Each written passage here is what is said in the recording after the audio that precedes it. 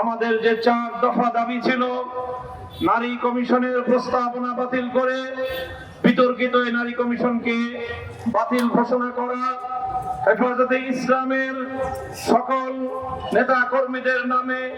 ফ্যাসিবাদী আমলে দায়েরকৃত মিথ্যা বানোয়াট মামলাগুলো প্রত্যাহার করা এবং হেফাজতে ইসলামের শাপলা চত্বরের গণহত্যা সহ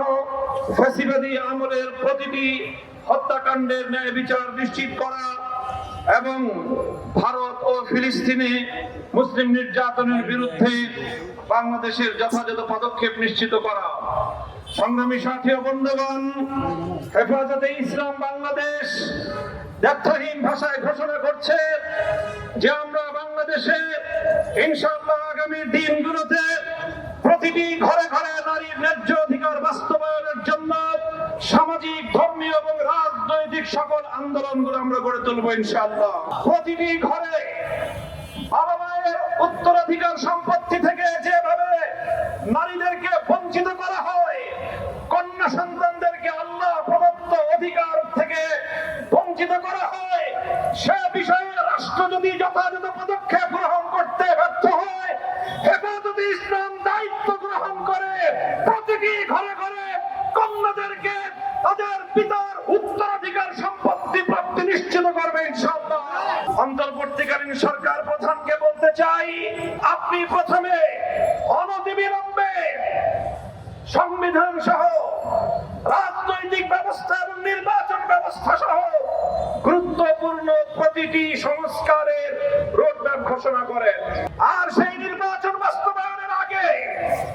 বাংলাদেশের হাজার হাজার মানুষের রক্তের দাম লেগে আছে যে খুনি ফ্যাসিবাদী শেখ হাসিনা এবং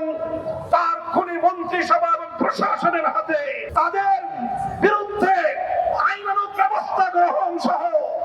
তাদের বিচার কার্যক্রমকে দৃশ্যমান পর্যায়ে উন্নতি করতে হবে। আজও পর্যন্ত সেগুলো বিষয় নিয়ে এদেশের মানুষ আশ্বস্ত হতে পারেনি। বাংলাদেশের বিগত জুলাই এবং আগস্ট বিপ্লবের প্রতিটি অংশীজনকে আমি আজ হেফাজতে ইসলামের পক্ষ থেকে উদাত্ত আহ্বান জানাতে চাই। বিগত 15 বছরের ফ্যাসিবাদী আমলে আমরা যারা রক্ত দিয়েছি রাজপথে, জীবন দিয়েছি রাজপথে, সকলকে আমি অ্যাড্রেস করি। বাংলাদেশের বর্তমান সময়ের সর্ববৃহৎ রাজনৈতিক দল জাতীয়তাবাদী দল বিএনপি, বিগত আমলের অন্যতম মজলুম সংগঠন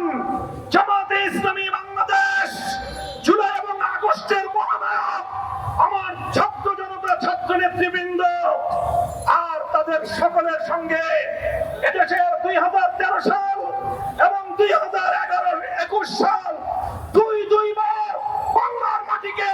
বুকের রক্ত দিয়ে পবিত্রতা দানকারী